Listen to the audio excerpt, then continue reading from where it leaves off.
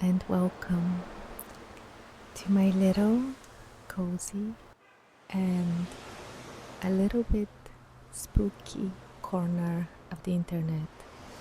My name is Dory, and today I'm recording from the beautiful seaside of Greece. So, in this video, I will read you a very special story by Lovecraft, of course, and it's called Dagon. Dagon, Dagon. I hope you all enjoy it, and I truly hope the sound quality is good, because as it is, I cannot hear and double check the sound quality while recording. So let's just jump straight into the dark, dark, dark waters of Dagon.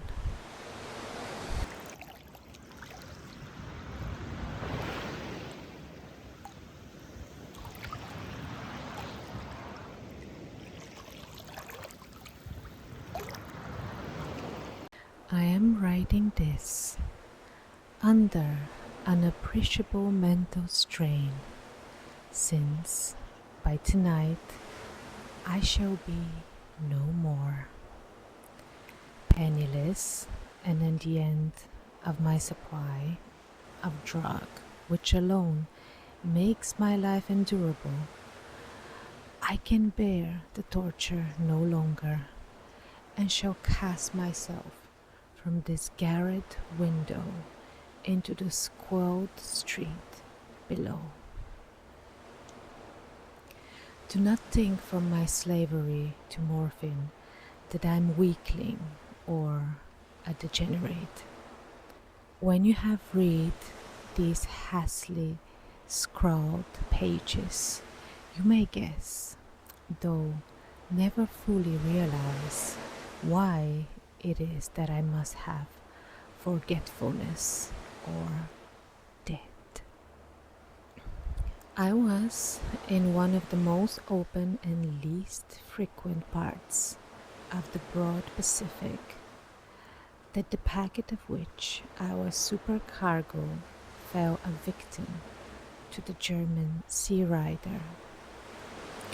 The Great War was then at its very beginning, and the ocean forces of the Hun had not completely sunk to their later degradation, so that our vessel was made a legitimate prize, whereas we of her crew were treated with all the fairness and consideration due us as naval prisoners. So liberal indeed was the discipline of our captures, that 5 days after we have taken, I managed to escape alone in a small boat with water and provisions for a good length of time. When I finally found myself adrift and free, I had built a little idea of my surroundings. Never a competent navigator, I could only guess vaguely by the sun and stars that I was somewhat south of the equator. Of the longitude I knew nothing, and no island or coastline was in sight. The weather kept fair, and for uncounted days I drifted aimlessly beneath the scorching sun, waiting either for some passing ship or to be cast on the shores of some habitable land. But neither ship nor land appeared, and I began to despair in my solitude upon the having vastness of unbroken blue. The change happened whilst I slept. Its details I should never know, for my slumber, though trouble and dream infested, was continuous. When at last I awakened, it was to discover myself half sucked into a slimy expanse of hellish black mire, which extended about me in monotonous undulations as far as I could see, and in which my boat lay grounded some distance away. Though one might well imagine that my first sensation would be of wonder at so prodigious and unexpected transformation of scenery, I was in reality more horrified than astonished. For there was in the air, in the rotting soil, a sinister quality which chilled me to my very core. The region was putrid, with the carcass of decaying fish and of other less describable things, which I saw protruding from the nasty mud of the unending plain. Perhaps I should not hope to convey in mere words the unutterable hideousness that can dwell in absolute silence and barren immensity.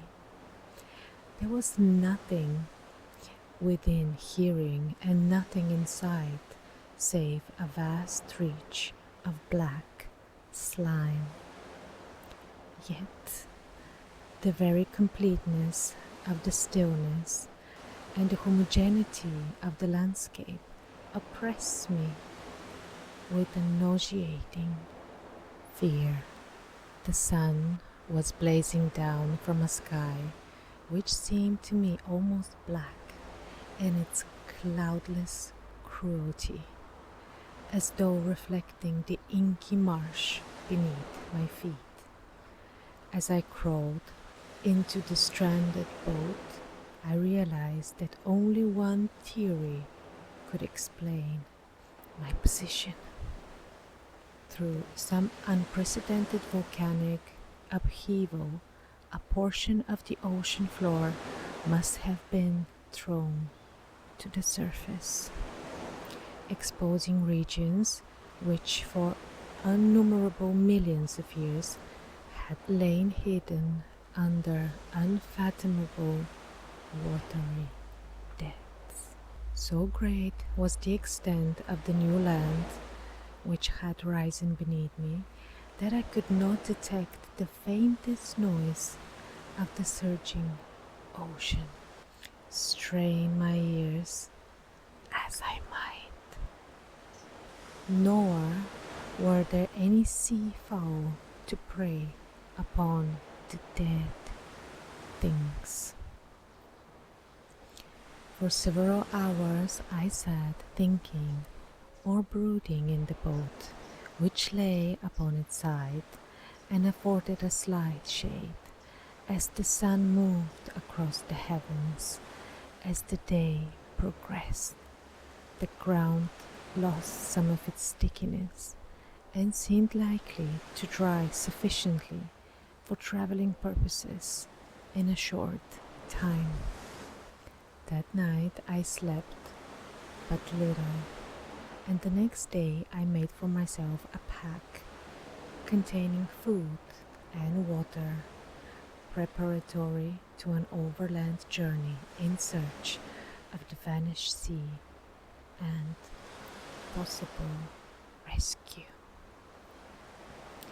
On the third morning, I found the soil dry enough to walk upon with ease. The odor of the fish was maddening, but I was too much concerned with graver things to mind so slight an evil, and set out boldly for an unknown goal. All day I forged steadily westward, guided by a faraway hummock which rose higher than any other elevation on the rolling desert. That night I encamped, and on the following day still traveled toward the hammock, though that object seemed scarcely nearer than when I had first espied it. By the fourth evening I attained the base of the mound, which turned out to be much higher than it had appeared from a distance, an intervening valley, setting it out in sharper relief from the general surface. Too weary to ascend, I slept in the shadow of the hill. I know not why my dreams were so wild that night, but ere the waning of the fantastically gibbous moon had risen far above the eastern plain, I was awake in a cold perspiration, determined to sleep no more. Such visions as I had experienced were too much for me to endure again, and in the glow of the moon I saw how unwise I had been to travel by day. Without the glare of the perching sun, my journey would have cost me less energy. Indeed, I now felt quite able to perform the ascent, which had deterred me at sunset. Picking up my pack, I started for the crest of the eminence. I have said that the unbroken monotony of the rolling plain was a source of vague horror to me, but I think my horror was greater when I gained the summit of the mound and looked down the other side into an immeasurable pit or canyon, whose black recesses the moon had not yet soared high enough to illuminate. I felt myself on the edge of eternal night, though my terror ran curious reminiscence of paradise lost and of Satan's hideous climb through the unfashioned realms of darkness. As the moon climbed higher in the sky, I began to see that the slopes of the valley were not quite so perpendicular as I had imagined. Ledges and outcroppings of rock afforded fairly easy footholds for a descent, whilst after a drop of a few hundred feet, the declivity became very gradual. Urged on by an impulse which I cannot definitely analyze, I scrambled with difficulty down the rocks and stood on the gentler slope beneath, gazing into the Stygian deeps where no light had yet penetrated. All at once my attention was captured by a vast and singular object on the opposite slope, which rose steeply about 100 yards ahead of me. An object that gleamed whitely in the newly bestowed rays of the ascending moon. That it was merely a gigantic piece of stone, I soon assured myself, but I was conscious of a distinct impression that its contour and position were not altogether the work of nature. A closer scrutiny filled me with sensations I cannot express, for despite its enormous magnitude and its position in the abyss which had yawned at the bottom of the sea since the world was young, and perceived beyond a doubt that the strange object was a well-shaped monolith whose massive bulk had known the workmanship and perhaps the worship of living and thinking creatures. Dazed, dazed and frightened, yet not without a certain thrill of the scientist's or archaeologist's delight, I examined my surroundings more closely. The moon, now near the zenith shore, weirdly and vividly above the towering steps that hemmed in the chasm, and revealed the fact that a far-flung body of water flowed at the bottom, winding out of sight in both directions, and almost lapping my feet as I stood on the slope. Across the chasm, the wavelets washed the base of the cyclopean monolith, on whose surface I could now trace both inscriptions of hieroglyphics unknown to me and unlike anything I had ever seen in books, consisting of the most part of conventionalized aquatic symbols such as fishes, eels, octopi, crustaceans, mollusks, whales, and the like. Several characters obviously represented marine things which are unknown to the modern world, but whose decomposing forms I had observed on the ocean horizon plain. It was the pictorial carving, however, that did most to hold me spellbound. Plainly visible across the intervening water on account of their enormous size were an array of bas-reliefs, whose subjects would have excited the envy of a Doré. I think that these things were supposed to depict man, at least a certain sort of man, though the creatures were shown disporting like fishes in the waters of some marine grotto, or paying homage at some monolithic shrine which appeared to be under the waves as well. Of their faces and forms I dare not speak in details, for the mere remembrance makes me grow faint. Grotesque beyond the imagination of a bow or a bower, they were damnably human in general outlines, despite webbed hands and feet, shockingly wide and flabby lips, glassy building eyes, and other features less pleasant to recall.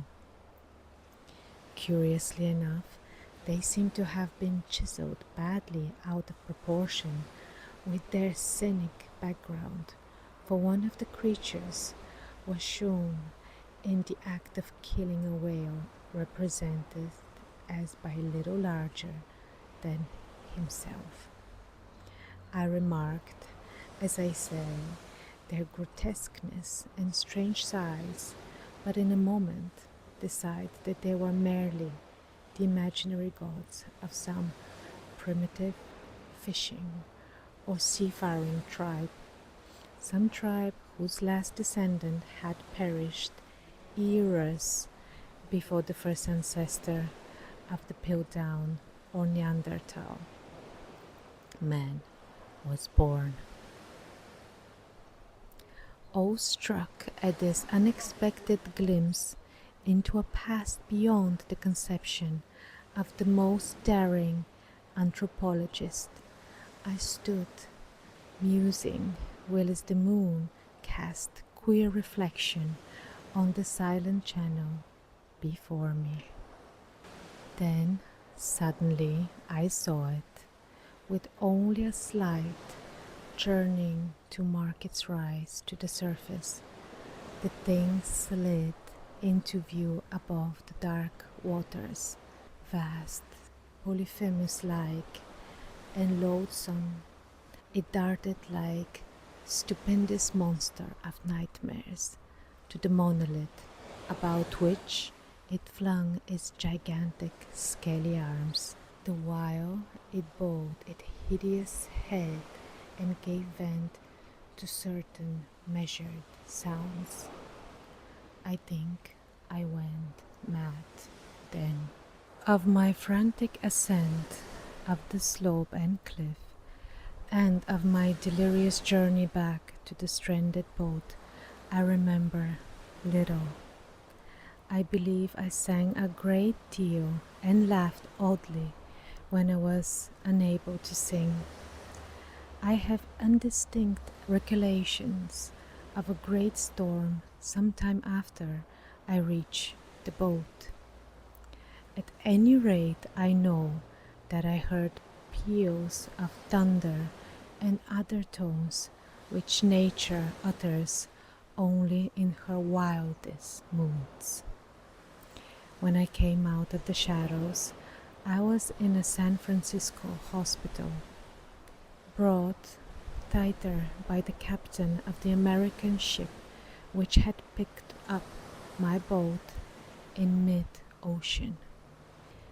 In my delirium I had said much, but found that my words had been given scant attention. Of any land upheaval in the Pacific, my rescuers knew nothing, nor did I deem it necessary to insist upon a thing which I knew they could not believe. Once I saw out a celebrated ethologist and amused him with peculiar questions regarding the ancient Philistine legend of Dagon, the fish god, but soon perceiving that he was hopelessly conventional, I did not press my inquiries. It is at night, especially when the moon is gibbous and waning, that I see the thing. I tried morphine, but the drug has given only transient ease and has drawn me into its clutches as hopeless slave. So now I am to end it all, having written a full account for the information of the contemplation, amusement of my fellow men. Often I ask myself if it could not all have been a pure phantasm, a mere freak of fever, as I lay sun-stunken and raving in the open boat after my escape from the German man of war. This I ask myself, but ever does there come before me a hideously vivid vision in reply. I cannot think of the deep sea without shuddering at the nameless things that may, at this very moment, be crawling and floundering on its slimy bed, worshipping their ancient stone idols and carving their own detestable likenesses on submarine obelisks of water-soaked granite. I dream of a day they may rise above the billows to drag down in their reeking talons the remnants of puny, war-exhausted mankind, of a day when the land shall sink and the dark ocean floor shall ascend amidst universal pandemonium. The end is near. I hear a noise at the door, as of some immense, slippery body lumbering against it. It shall not find me. God, that hand, the window, the window. I hope you all enjoyed my very modest attempt on reading Lovecraft's Dagon. I'll see you guys next time, and remember, you are always welcome to come back in this bubble away from the noise of the world.